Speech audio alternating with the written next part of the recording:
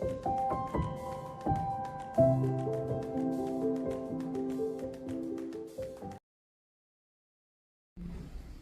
with Justin, Zach and I both had met with Justin before. I had met with him off of his first film, Snowtown, and been a fan of his for a long time. And it just felt like a really good mix of the type of material that he likes. And he does a lot of true crime with, just some like really character-driven storytelling. And when Zach and I met with him initially, after he read the script, he responded right away, and it really felt like we were all on the same page. In terms of Jude, I think Zach had started talking to Jude about a TV series, and Jude had read the script and had been looking for something in this space, and he was really passionate about this story and wanting to play a role like this. And we were all fans of Jude's and just felt like it would be a really good combination. I think from the beginning, when Bryan and I started talking about it, and then Jude and Ben Jackson, Jude's producer, and Justin, and sort of everyone here, I think that we all had this real affinity for those kind of, freakin' movies, City of Mad, and those films that were really kind of crackerjack, filmmaker-driven movies that still had a real purpose and were really trying to say something. Those films they're really rare now. I think that they're budgetarily they're hard to make.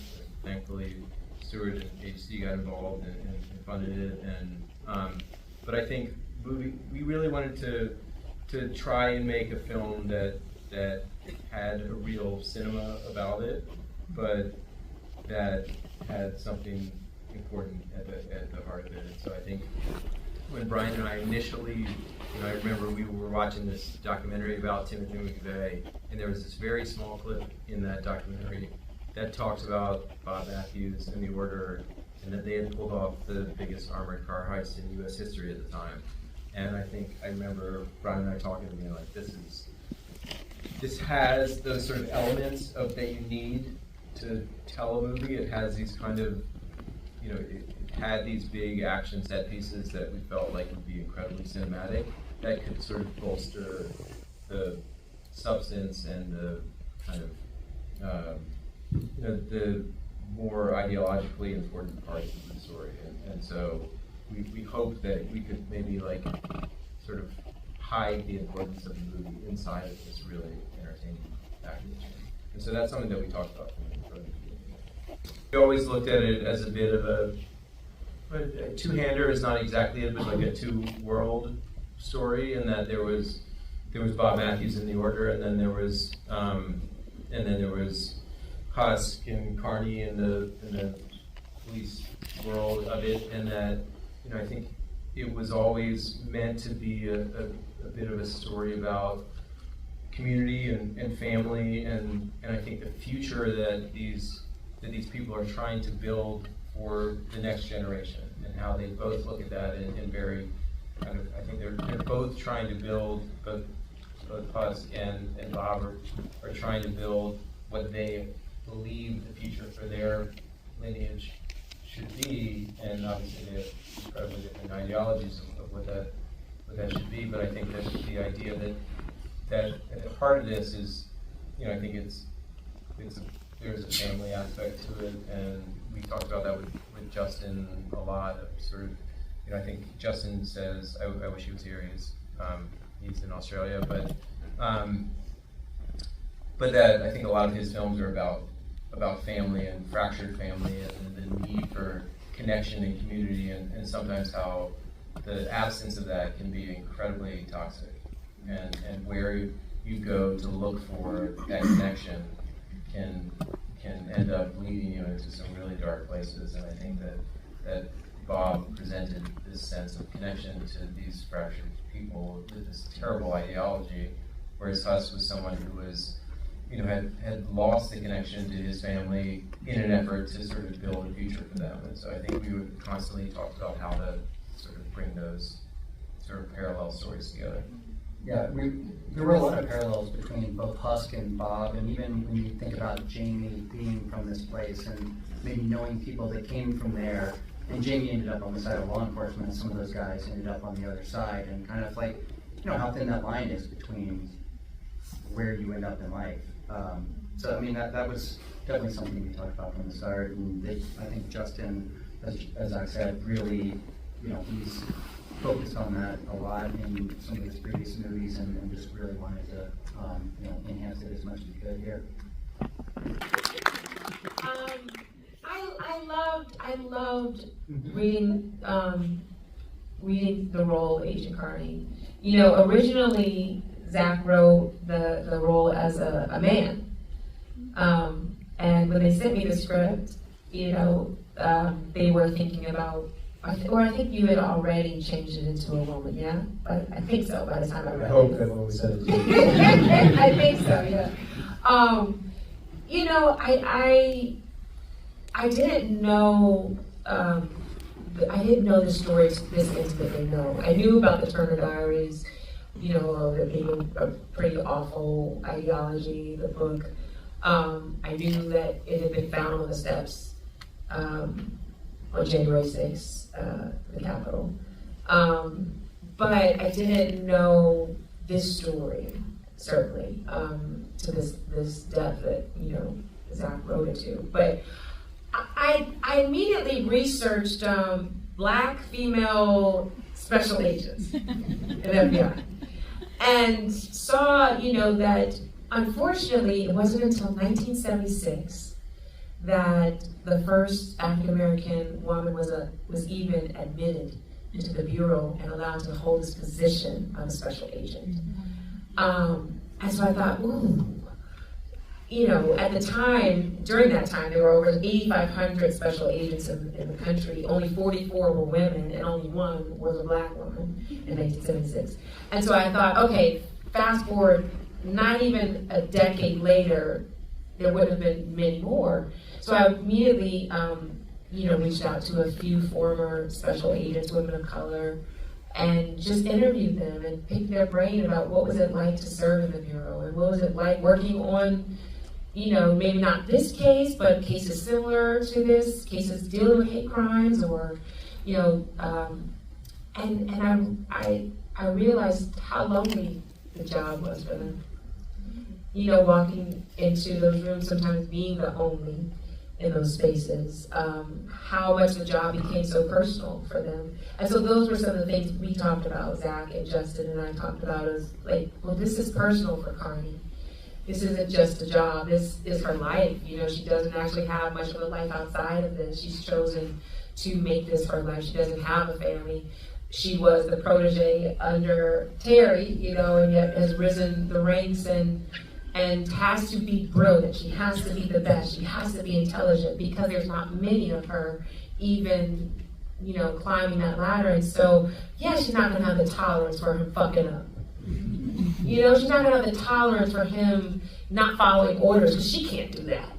You know, and so this brother-sister tug that they have was so fun to play with Jude.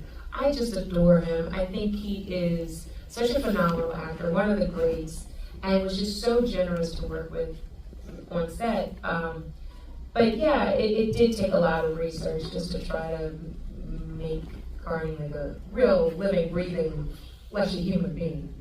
Yeah, I'd worked with Justin before, and he called me and said, I've got this script. And he said to me, I read it, and I spoke to him, I said, what made you think of me? And he said, the only thing that could have made me do it, he said, because you're a brilliant actor. But it wasn't necessarily on my bingo card of characters that I wanted to play.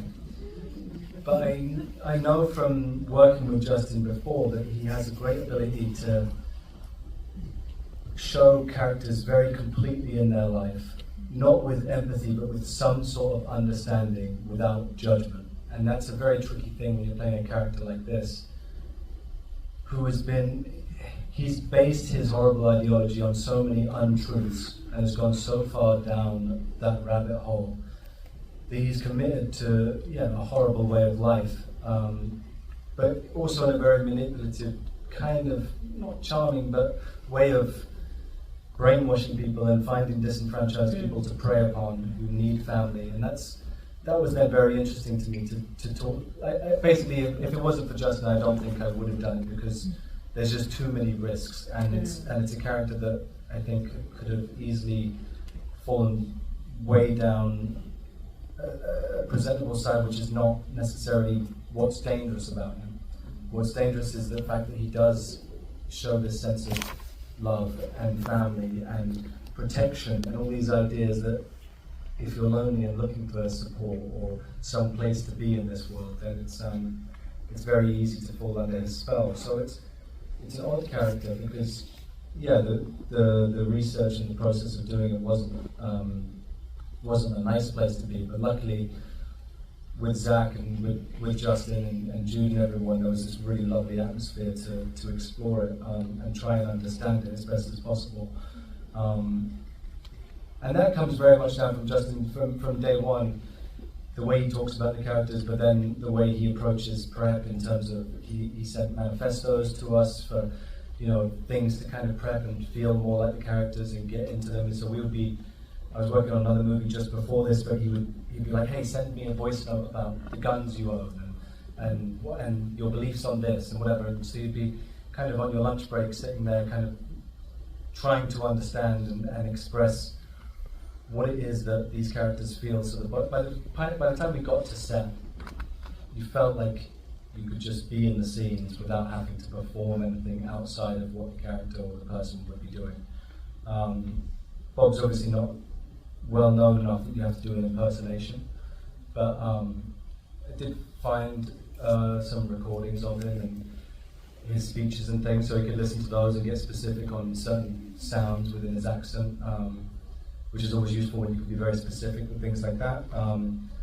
And then just trying to understand what that life was for them and that sense of community as well. The moment we landed in Calgary, he was like, hey, take all of the guys you're with, take them out fishing, take them for dinner, support them, look out for them, and all these things. So it's kind of building an atmosphere that then resembles what ends up on screen, I suppose. Even to the point of, when I first landed, he was like, I don't want you to meet Jude, I don't want you to talk to Jude, I don't want you to be friends with Jude. And I was like, okay, so we were kept separate for the first 3 or 4 weeks of filming until we meet on screen, and that was the first time we had met. And so that just then builds in something real for you in terms of like the adrenaline and stuff is pumping, because you're like, oh, I'm in a scene, I know it's Jude Law, but it's Terry Husk, and we're doing that, and it becomes something different as well physiologically. So it's all those elements hopefully build up to creating a real 3D person on screen.